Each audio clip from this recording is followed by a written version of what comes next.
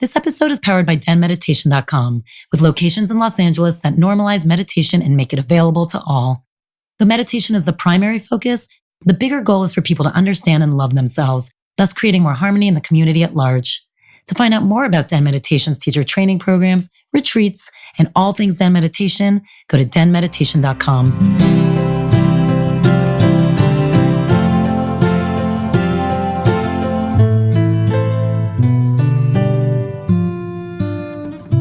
Oh my God, guys, I'm here with Heather Prete, our favorite, for a holiday season survival toolkit. Woo! Because who doesn't need it? It's so hard. I mean, they're fun. I love the holidays. And look, I'm Jewish, so I do not celebrate Christmas. And I feel like that alone gives me a leg up. I've said it all the time. Like, I get to kind of avoid half the season and it's not as stressful, but people get really fucking stressed. Yeah. I went to Target this weekend just to buy a few things and it was a zoo and everyone, you could feel it in the air. And anyone you even talk to is already like either dreading or exciting, or they escape and they don't do it at all.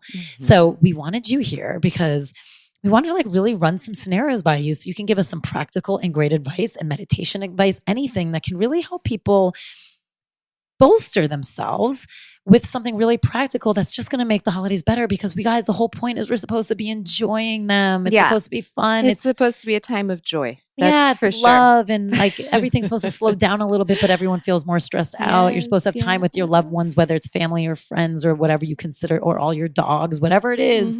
So for you and me, we're gonna solve this. And we're gonna help everyone start to really enjoy, if not enjoy them completely, enjoy them more than they have in the past. Yes. So I'm going to kind of jump right in. Here's the beauty. I have questions for you.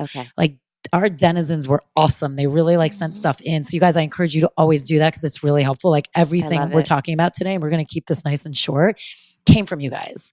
So that's so cool. Yeah. So it's so cool. So you're really talking to the people. I love it. Okay. Let's start with just the obvious, which I just started with: stress and time management. Again, most people have off, even if it's just for a day or 2 days, you actually are working less.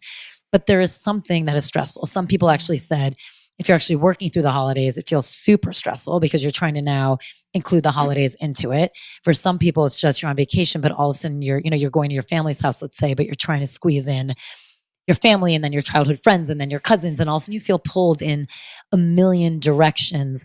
How can you deal with stress and time management? And I think that also folds into, someone else was very specific, and I think they go together, about how can I get some me time and all of that? So they might be slightly different, but I do think they fold in together. Actually, what came to mind when you started talking about this was the idea of bringing ourselves into the circle of compassion. What tends to happen with the human mind is that when we're pulled in many different directions, we really lose connection to the self. So we lose the connection to the body. We lose connection to what we need. We lose connection to self-care. It might even just be eating throughout your shopping day. Did you actually eat when you shopped for 8 hours at the mall? And this is normal and this is natural, but actually compassion is not about self and other. We have to really care for ourselves in the same way we care for other people. So when we're looking at all the ways that we're pulled, and we have that FOMO thing come up, or we have the guilt thing come up, all these contractive emotions, what we really want to do is we want to notice that those are contractions and do our practice softening them with self-compassion so we can make wise choices about what's truly important. Maybe you can just send dessert over to your Uncle Harry's and with a note saying, "I'm with you in spirit." Or maybe what you do is you go to the 3 parties even, but it's okay to come at the tail end when the host is actually able to talk to you. So you can spend time with the people who are actually important to you rather than thinking that you're going to miss the middle, most intense part of the party. We can do small things for others, such as just reach out with a text. In these days, day and age, I think that's totally okay. There's too much going on. When we're talking about shopping too, remember, we can check in with our body and see what time is a good time for us to be in a department store. For me, I'm easily overstimulated, so I don't want to go during peak hours. I would rather stay up till 10 and go to Target between 10 and 11 o'clock at night. And that's because of my personal connection to my body and knowing what's right for me. So we really want to check in with ourselves over and over again and give ourselves the same kind of care we want to give all these other people during the holidays, because we're all equally important. And remember, you will burn out. We won't be able to do everything if we don't take that time. But one of the things you're saying, which I like, and it kind of leads into something else where someone was saying, how do I say no? I have so many obligations. One of the things you're saying is, it's okay to make decisions. Yes. Like, look at your whole game plan, basically. And you don't have to do everything. You can say no and you can set boundaries, but there's ways to be lovely about it. That's right. There's ways to figure out, what do you need for your holiday? What if being with your family means you can't see 5 of your friends? That's probably okay. Just explain to them that you have to be with your family, or vice versa, whatever it is, and figure out what you can do to send them or do for them that's going to also make them feel like you still care. So this is the thing. It's like, what's the essence that you're going for by visiting them? What is it? What's the essence of that for you? So if it's a sense of showing support or love or connection or saying you're important to me, you can translate that heart essence into another action. That's interesting. So we want wise action, right time, right? And so the heart speaks in many ways. What is your intention? What is it that you would be bringing to this this time with another person? How can you express it in another way that retains that essence, because they'll feel it. And something I think is really important that I think goes in conjunction to this is, and look, I get it too. When you're running around, and you're like, oh my God, for me to get to, let's say, December 24th or wherever people's holidays really start, it's different for everyone.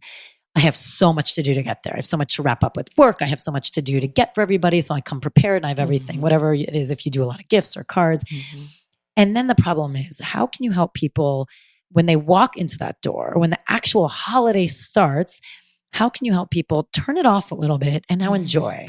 Like, a joke for me is, and like my sister and I were laughing about it, Nicole and I was so stressed leading up to a party that I was throwing because it was a crazy week, but I am very good at it. Like, I lit the candle, and I think I told you this story too.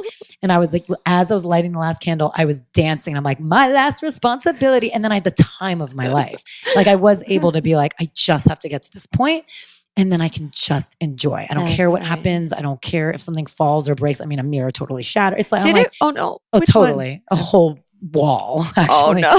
Not pretty, not great. But you know what? I was like, what can we do? We're having fun. We'll deal with it tomorrow. Like, how can you help people have that ability to be like, you're here now. Right. Enjoy it. Don't let any stress carry over, because now you're missing the whole point of what this is about. And this happens all the time, right? I mean, so this is really mindfulness at work. It's coming into this present moment, like what's here right now, right? So perhaps we had busyness, we had stress, we were planning. And look, the planning mind is here for a reason. That's great. You got everything done. I love that. You had your party all set up. That's fantastic.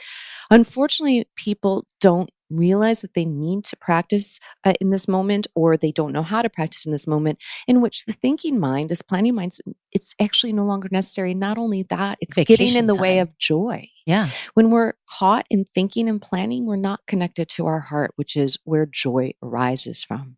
So in that moment, can we say, okay, I notice that these thoughts are they keep going, because most people, we can't stop the hamster wheel so easily, right? Those can be in the background. What is something beautiful that you can focus on in this moment? And that can be your touchstone. That can be your touchstone throughout the night. So the beauty, something that warms your heart. That's right. And when we turn towards that, let's say we notice the thinking mind is getting really crazy again, and then we turn to this beautiful Christmas tree that we decorated with our children and our husband or our family or our friends. And within that tree is that interconnectivity that we have with all the people we love. And then also just the celebration of this time of year in which people come together, or maybe even the visual beauty of that. And if we can find something before the party starts, that's like an anchor for us to tap into that joy connectivity, something that can open our heart. That's the opposing force to the stressful thinking mind. I love that. Also, I have like a little breathing exercise that's been working for me lately. It's like a Kundalini, like pranayama. And it's always for stress, or actually if you're like need help sleeping. But I do think if you're like amped up in stress, it really does just help kind of disconnect.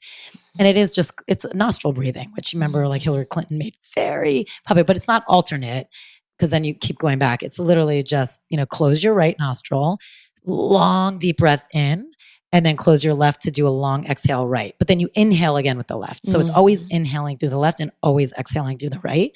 because there's different versions that actually do different things. So if you can like do a slow inhale with the left nostril, closing that right, and then change and close that left nostril and exhale with the right, and then keep doing it. Again, always inhale left, always exhale right.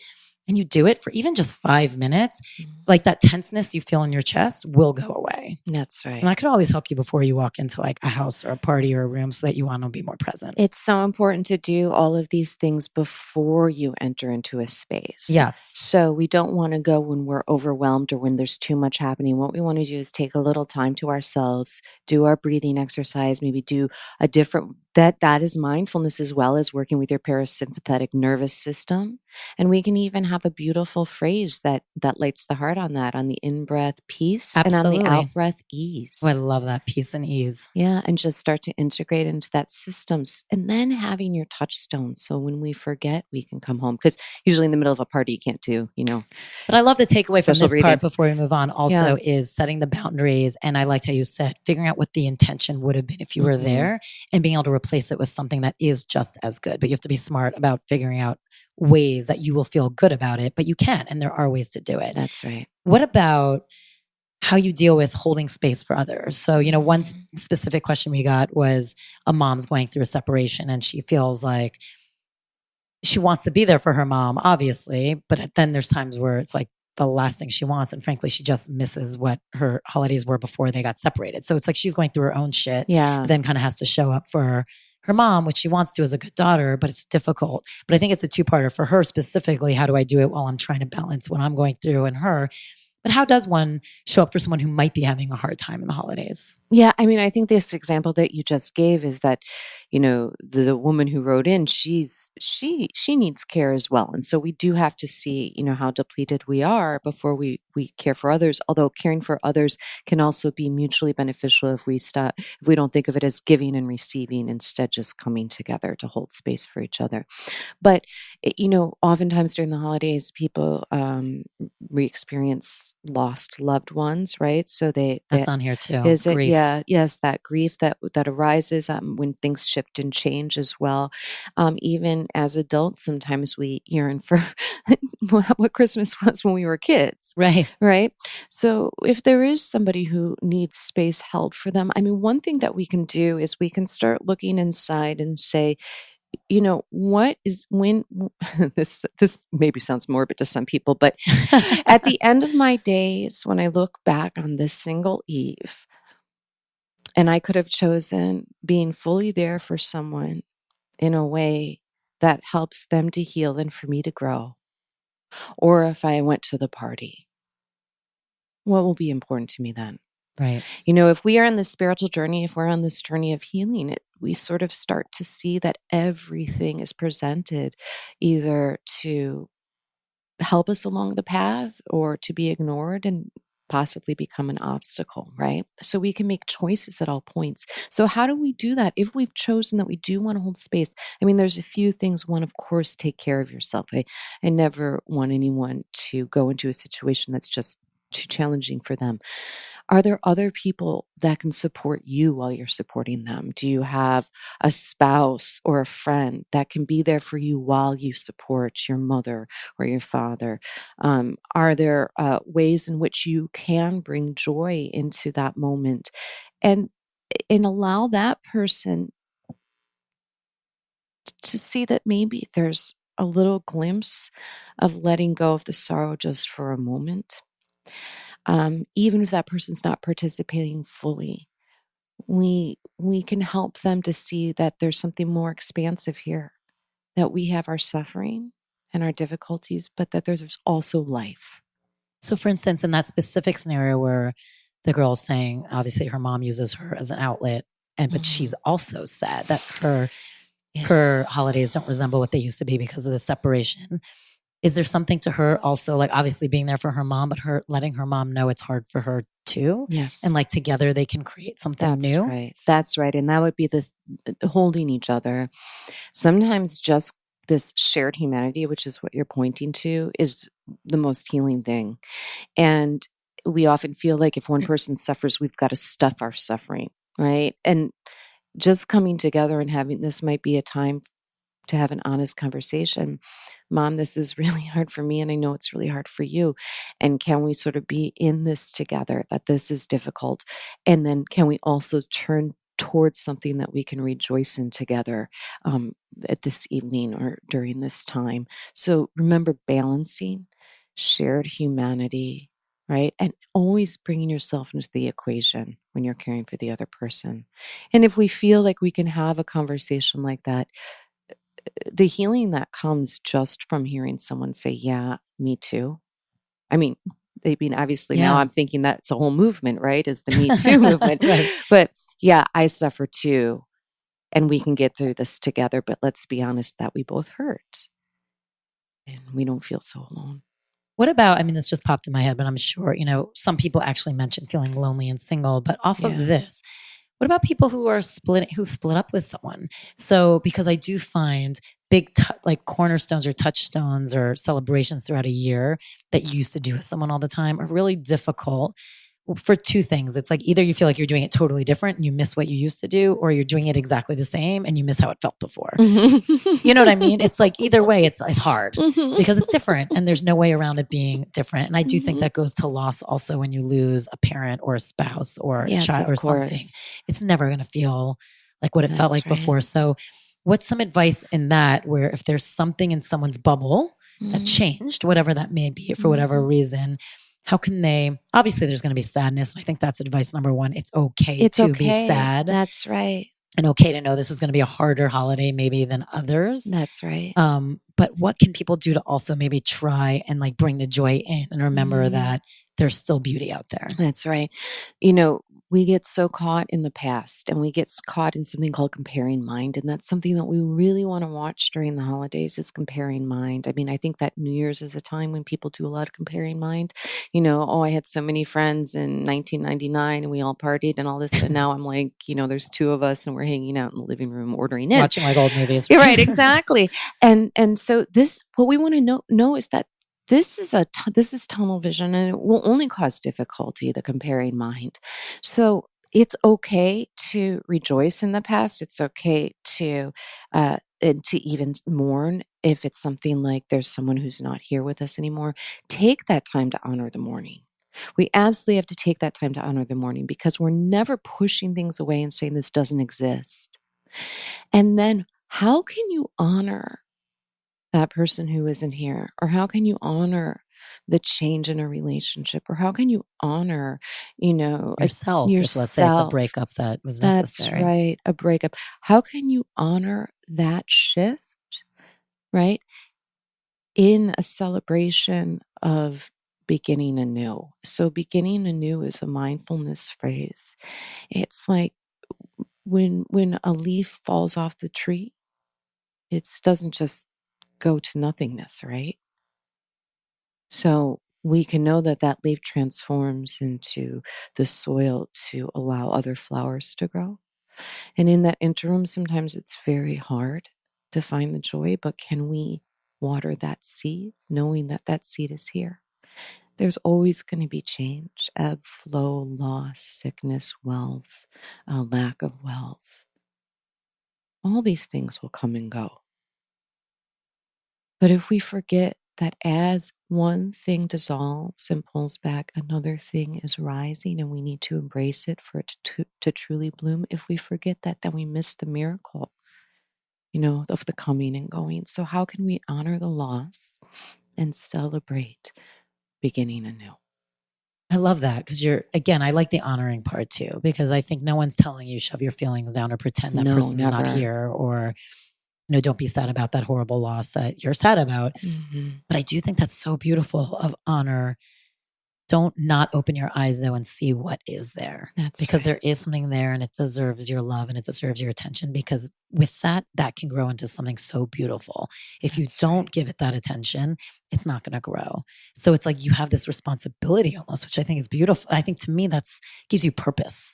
It does. So to feel like you have purpose when you feel like your life fell apart, to me, that would help me. I hope it helps you guys out there. But the idea of my life fell apart, but I have this responsibility to look around and see what I can water to help grow. So it's not going to be a full forest and like garden today. And it's just not going to be the Christmas where everything feels normal. But It's my job to help water it so it gets there. That's right. Or New Year's or whatever. That's right. And the only way that we can inform the future is in the present moment. So what are we watering today? That's what arises in our future. I love that.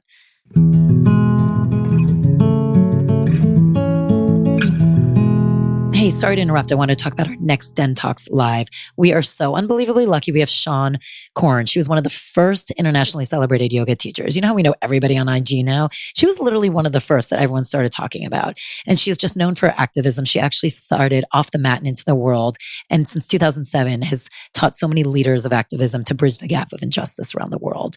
She's incredible. She sells out wherever she goes. So this interview is going to be great. It's January 24th. That's a Thursday night at 7 p.m.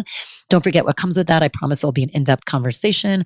Also a Q&A for you guys to have your own chance to talk to her, and a personal practice. And don't forget, when she practices, she sells out. So this is a really unique opportunity. And per usual, we'll have some wine and cheese, snacks and drinks afterwards so we can all mingle and just like hang out.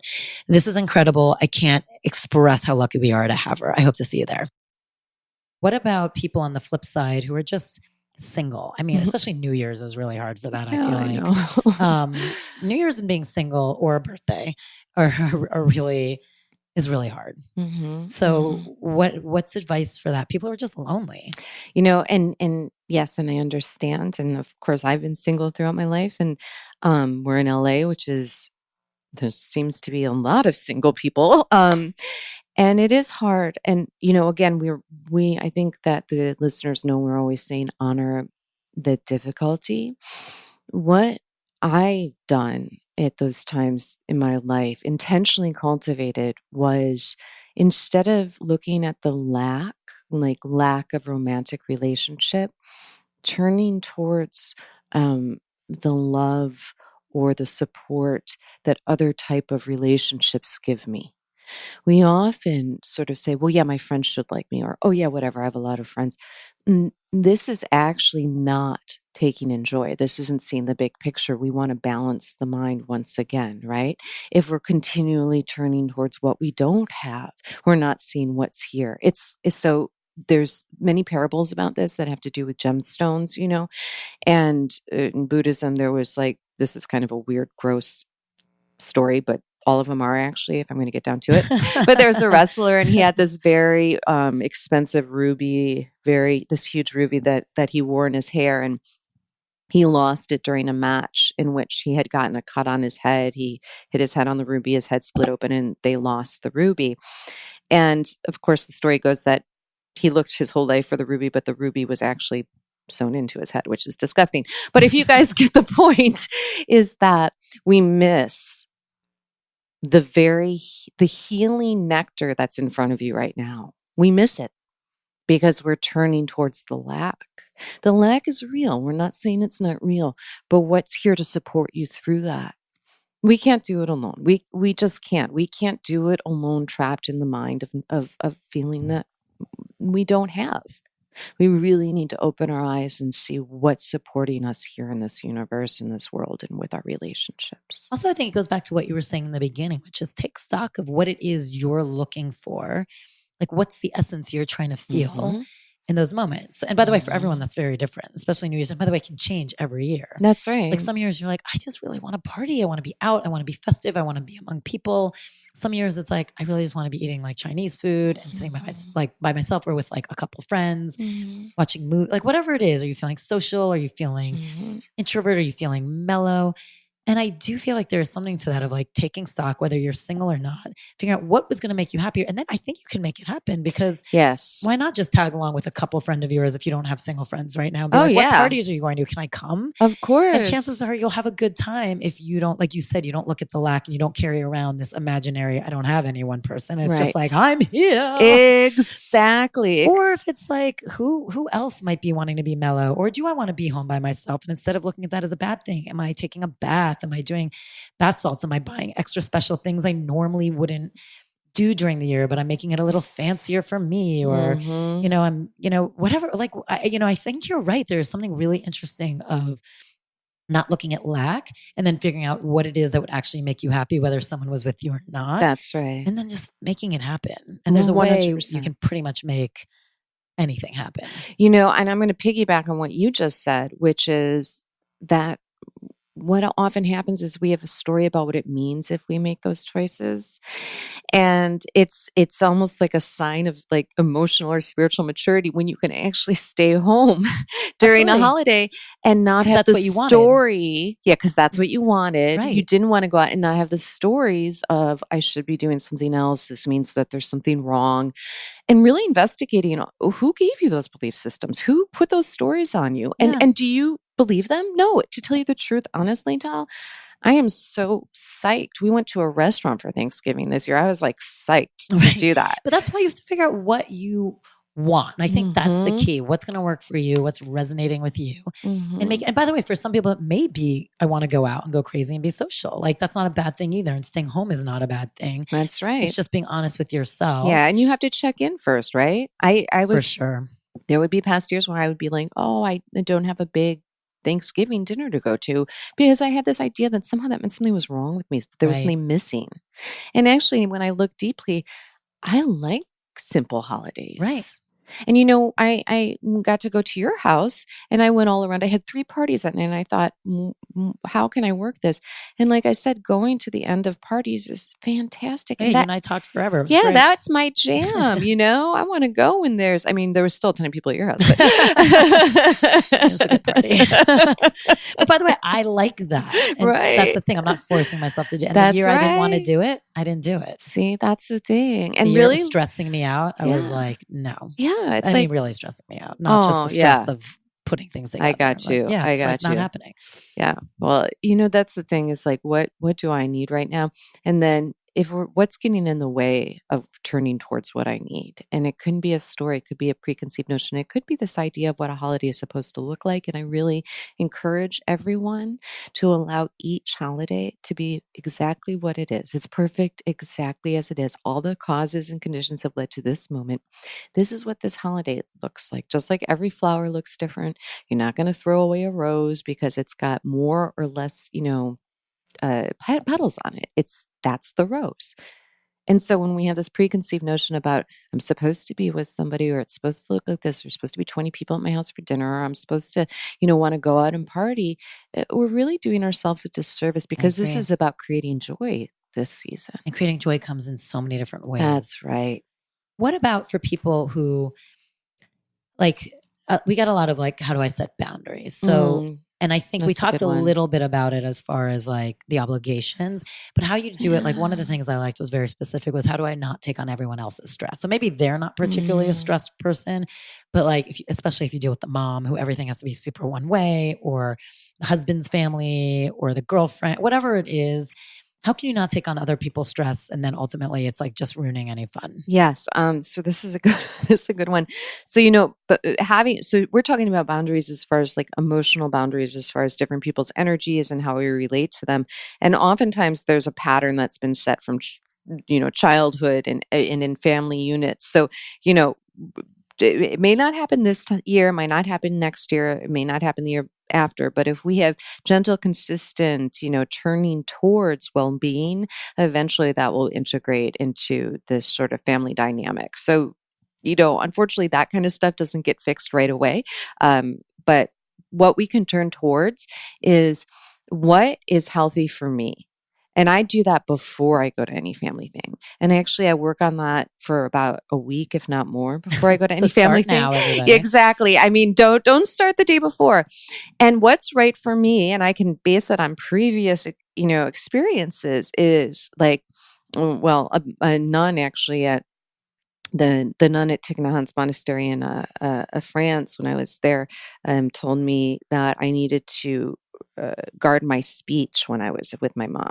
She actually gave me a very specific exercise, and I'm going to pass this on because it's really helpful and it's amazing. So she said that I didn't have good mindfulness when I was with my mom, and that's why we would always get into tips. And by the way, that's after 20 years of practice. So at first I was like, what? But she was right. She was completely right. So this is the thing: is if you have let's say you have a challenging family member that always wants to drag you into their stress or their arguments about politics or whatever. This also feels like it falls in the world of you just get triggered, like if there's triggerings for you. That's right. I like it because that's a couple of our questions. Oh, yes, because ultimately it is all about our internal triggers. It's actually not about the other person, right? It's about what's being watered in us and how we're responding. So if you feel that trigger starting to go, what we're going to just practice before we get to the holidays is, in those moments, my answer is, okay, And then you can go to the bathroom with a little notepad that you have in your back pocket and your pencil. And you go in and you start scribbling down all the things you wanted to say to that person. I would have said this and this and this and this and this and this. Get it out. And then have that notebook with you after the holidays, because it's going to prepare you for next year. You're going to look through that notebook, and the next thing you're going to do is you're going to say, now if I had done that, instead of guarding my speech, breathing, remember breathing in and out as you're going, softening the body. All right. All of those things. Notice anger is arising. Anger is arising. You can even say that in your head. Anger is arising. If I had responded in my normal way, what would have happened? And we're going to write down, they would have said this back. This is what would have happened. This is how I would have felt. And this is how the rest of the night would have gone. And go through all your examples of what you wanted to say. And then we can reflect on that later and we can say, would that response have brought me to well-being or away from well-being? And what do I choose?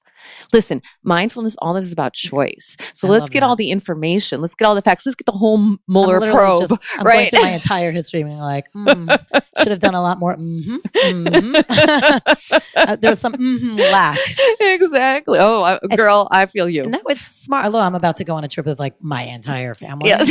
So I'll start practicing tonight. You have to go into the bathroom and write everything down, because we don't want to repress, right? And remember, label, anger's arising, breathing and softening, because we're not ignoring ourselves. You're letting it come out. Let it come out into the fire. That's right. And then you get to use that information. But I love that, because I like the information making. part, because if you really look at it, and it's smart if you label, does this go to my wellness or not? But really at the core of it, it's like, would that have been worth it? Exactly. No, it would not have been. Do you want to feel crummy your whole rest of your trip, Christmas or your trip, because you had a tip with, your aunt-in-law and now you guys aren't getting along? Or if like, your husband's like a super stress case, by the way, or like your partner or whatever. I do think is helpful, because chances are in 2 days, you're not going to be bothered by it. It's just in the moment, and you kind of have to let them spin and be their stress case and not take it personally. That's right. And by being able to look at things and look at cause and effect, that's the cool thing about this. If I said this, they would have said this, then this would have happened, then this would have happened. We're getting a clear view of cause and effect. When we're in reactivity, we are completely blurred. And it's just like all guns are firing. And the cool thing about seeing the cause and effect is what you would cause. That's because right. It's so easy to be like, none of this is my fault. They're the one. And so if you do that, you actually would have been like, oh, that would have all been my fault. Exactly. Which I do love. And I do think it's really hard to do in the moment for all of us, but especially specifically to this person's question about on other people's stress.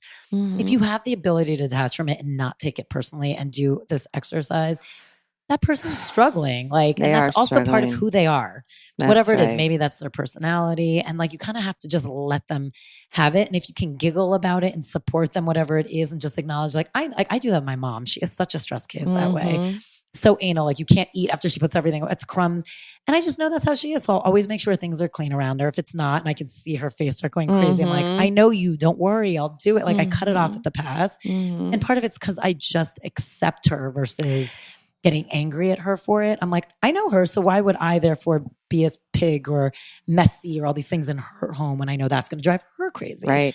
So I can kind of detach from her stress a little bit. Well, you're pointing to something that's really important, which is usually when we get triggered and we snap back, it's because we're trying to bring the other person into our own reality. Right. And we want them to understand that we're suffering. So we have two suffering people now banging on each other's faces, saying, I'm suffering, no, you're suffering, no, I'm suffering, no, I'm suffering, no, you're suffering, no, you're suffering. And it's not beneficial. So this idea of acceptance, she is as she is. May I accept her just as she is and have fun? That's an equanimity phrase, or and care. Yeah. Or and help her. She is as she is. May I accept her just as she is? And we can have that mantra as we breathe throughout the night, right? And it is true when you can do that, they really don't bother you. That's and you just see right. them. Because by the way, there's plenty of shit about me that I know bothers others. And I hope that they're doing Right. the same thing of like, that's who she is. That's I mean, right.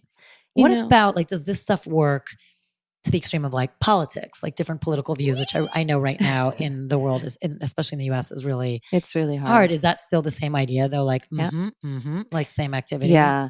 What I try Same to do is exercise? I try to, as I feel my blood boiling, and I sit and I just say, anger's arising in my body. What I'm trying to focus on is something that I can agree with. And something that I can say, oh my gosh, no, I understand what you're saying. That's really interesting. Can you tell me more about that? Because I really don't understand that perspective. And if I can find something that I can agree with as a human being, such as simple as you're teaching me right now. There's something that you're telling me. I don't have to agree with it as far as in the mundane world, but in the super mundane world, is there some way that I can connect, right? So oftentimes I'll get really, really, I can feel my blood boiling because there's just a lot going on right now. Yeah. If people are not knowing about it, especially, and saying things that I think are harmful, I can get really upset, but I can wait long enough without responding, doing until something is said that I can hook on to. And they will eventually say something.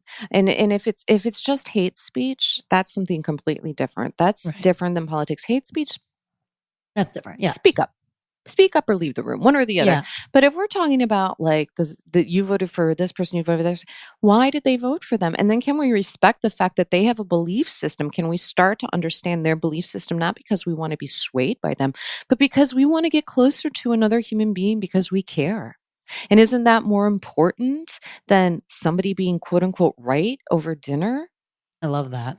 What about someone said, like, what do you do if you just have a family that doesn't get along? Is that the same idea? I mean, that's really hard. Part of me is like, That's oh, I wouldn't want to hard. go. Yeah, and But I want to say that the things that we're talking about when it's small T traumas. yeah, And big T traumas might be different. Big T traumas might be a loving boundary in which you don't go. And that's okay. And can you find support like in your 12-step group, or find support with your friends, or go to a family's house that you know? And that's okay to do, because there's a time when you need to start owning your own life and no longer be the child and say, you know what, I've got to take care of me. So that's another thing. But when we have families that don't get along, let's look at what's the role we habitually fall into, and how is that supporting the family dynamic? yes, that's so good. You know, and how can we gently, start letting go of some of the roles that we feel we have to play. And in that way, we can be more of a compassionate observer, where we can see the suffering that's around us, that mom and dad maybe fight. And we can see, instead of trying to get dad to understand mom, or like build copying and resentment towards mom, or whatever it is, or taking sides or not taking sides, or trying to perform to distract them, can we let go of some of those actions that are about a role that we created long ago, and instead step back and let their karma play out from a very loving place, lovingly observing and being there when they're ready to talk to us, human to human, person to person, heart to heart. I think that's so great, because I do think that's actually a big one for people. You hear it all the time, like, I hate going to this. It's miserable. And so sometimes you're like, well, why do you go? But B, it's like, if you go, it goes back to your other statement before, when you do kind of the and you write the thing and you realize you actually play a role in this.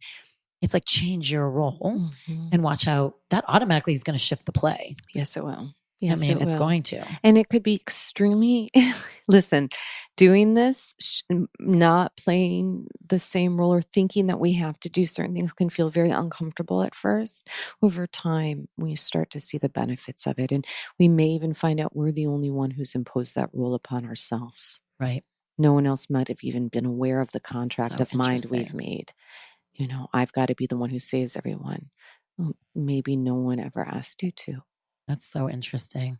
What about, this is a fun one and one I think almost everyone can relate to, food and overeating. I mean, I'm already like, oh God. I just snorted ironically on that one. You're taking me on because I'm a snorter.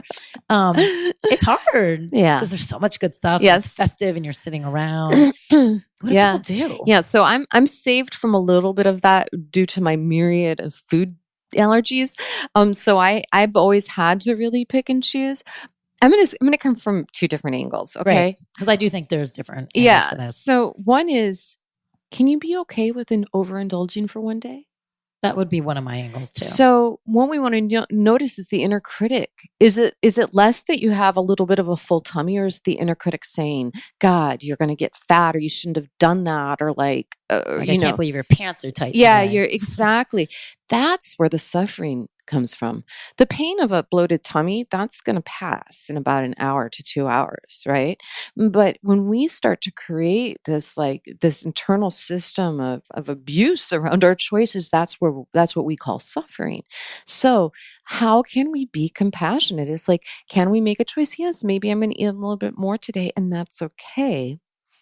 When that inner critic comes in, we can just go, no, thank you. It's the holidays. You're off of work, and you can like totally be sassy with your inner critic. Exactly. Go have like your meal of 3 peas and, a carrot. I'm not doing that today. And it's okay to be sassy with that inner critic because we're not our inner critic, but it causes suffering, right? So then when you feel depressed or upset afterwards, it's like, who's doing that? And is there a part of the self that can say, hey, it's okay. You are blessed that you can enjoy in this way once a year. This is very beautiful. This is a celebration. And it's all right to have some chocolate. I think that's the healthiest way to go, personally. Me too. And when you don't have the tightness and the contraction around things like food, when you're not battling the inner critic or the oh, I shouldn't, oh, I can, oh, I shouldn't, oh, I can, you find the food becomes a little less interesting and you're more connected to the body. So when you're satiated. It's really that pull and tug that keeps us in that sort of whiteout where we've all of a sudden eaten the entire thing of brownies and we didn't notice. It's like, let's be there for it. Let's celebrate it. Let's eat mindfully. Let's enjoy it. Now, the other side of it, if it is important for you not to overindulge, the way I like to do it is I like to do a little mindfulness practice of, how is this going to affect my body before I eat something? And what I mean is it nurturing me or is it taking me away from well-being? And some things, it's okay. It's like have a couple glasses of wine. That's fine. That's nurturing. When we have 3 or 4 or 5, we're harming our body. If we can have a really compassionate relationship with the body, that will carry over into things like holidays because we don't want to hurt this precious thing that we've been caring for. So self-compassionate body scans for the week before the holidays, just really starting to get in touch with what does it feel like for my body to be at ease and starting to build some loving kindness to the body. And then we don't choose to harm the body. So both ways are equally valid. But, if I was going to eat cheese, sometimes I say, I know I'm going to suffer tomorrow. It's going to cause inflammation. So I'll eat very healthily for a few days because I care about my body. And sometimes I say, I don't want to put my body through that because I care. I love that. It's like, and I like that because it is true. We're really hard on ourselves. We are super hard on ourselves. And that's where the suffering comes from. And actually that comes from where compulsive actions come from as well. And it does feel like forever, but really it's like a 2-week period of like the holidays. And if you really go from Thanksgiving, maybe then it's a little longer, but even at the most, it's like a month almost, and then it's done. And you can go right back into your routine and get it, and it's not going to kill you. You're not going to gain 100 pounds. That's right. And you know what? Is it? I mean, notice what you say to yourself when your body changes, because our bodies are changing throughout our life, and maybe we will gain a few pounds over the holidays for sure. Well, and that's not the end of the world. Yeah. Well, you're equally as lovable. I'm more. Just kidding. Yeah, or maybe even a little bit more. And so we want to really watch what we say to ourselves, because why do we want to punish ourselves at the end of the holidays? I think that we get this post-holiday blues thing, and I think it has a lot to do with the way that we relate to,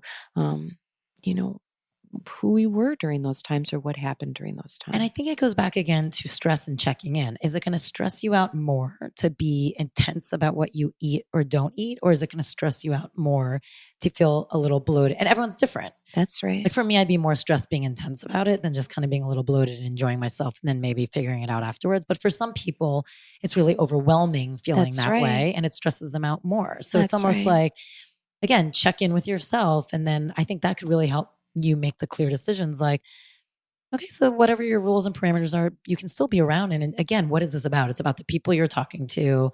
It's not necessarily about the food you're eating. So again, it's check in. That's right. Absolutely. And knowing that there's no right or wrong, good or bad, knowing it's that question we can keep asking ourselves, will this bring me towards well-being or away from well-being? Right. And that's a and loving for you, question. And people all have to remember is like that answer might be different for you than for the person next to you and the person next to them. And that's 100%. The whole point is figuring out what the answer is for you. 100%. This has been so great. This is fun. Or have we stressed you guys all out? Now you're like all just freaking out nervous for the holidays. No, I think it's so helpful. I feel like you've definitely given a bunch of stuff we can all use and at least things to think about. And I think at the very least, remember like, what we started this with, it's supposed to be about joy, whatever that is for you, whether it's small, whether it's big, it's joy. And so those moments you're feeling overwhelmed or angry or pissed or disappointed or pulled in too many directions, just breathe. Like just stop and take some moments and breathe and check in. And remember, this is about joy. What can I do to change right now to bring back that joy? Maybe it's just taking a beat. Maybe it's actually changing a course of direction.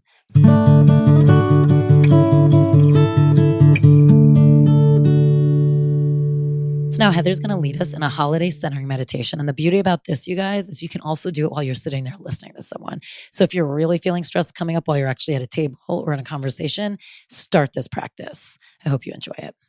That's right. And so now this is for wherever you are right now. It doesn't matter if you're driving. It doesn't matter if you're walking. It doesn't matter if you're sitting in your living room. You don't need to do anything. You don't need to go into any sort of a proper posture, nothing. But I just want you now for a moment to just notice the body. So it's like you're dropping your awareness down into the body. You can notice what's happening between the brows. What is your jaw doing? Are your shoulders high or low? Are we allowing our abdomen to be soft and round on the in-breath? Or are we holding or clenching? Are your fingers tight in a fist or are they open?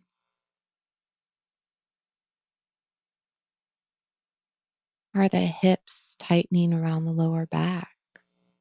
Or can we feel that lower back soften, the hips expand out?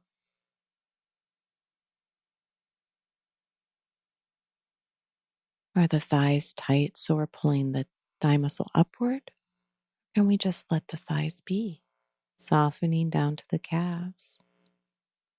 We can even notice our toes. Sometimes we're curling our toes from stress and holding as we're caught in thoughts. So as we notice where we hold tension in the body, let's just set an intention to visit this area throughout the day. And on our in-breath, we just whisper, aware, quietly in the mind. And on the out-breath, soften or release or letting go. And taking several breaths there. Aware of the body and inviting gentle release. Allowing the anchor words to help to steady the mind.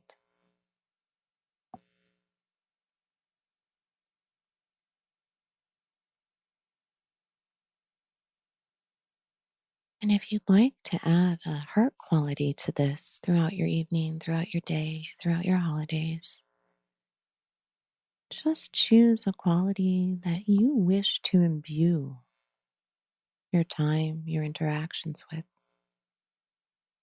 Maybe peace, love, patience is a good one, connection, understanding. Breathing in, perhaps we say peace. Breathing out, patience.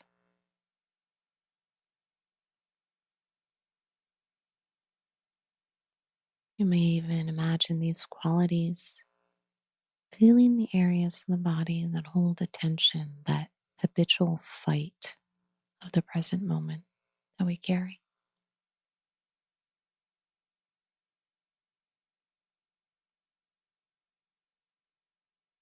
And then we go on with whatever it is we're doing, knowing that we'll be back to the body, always there to care, to expand the heart, and to enrich this present moment.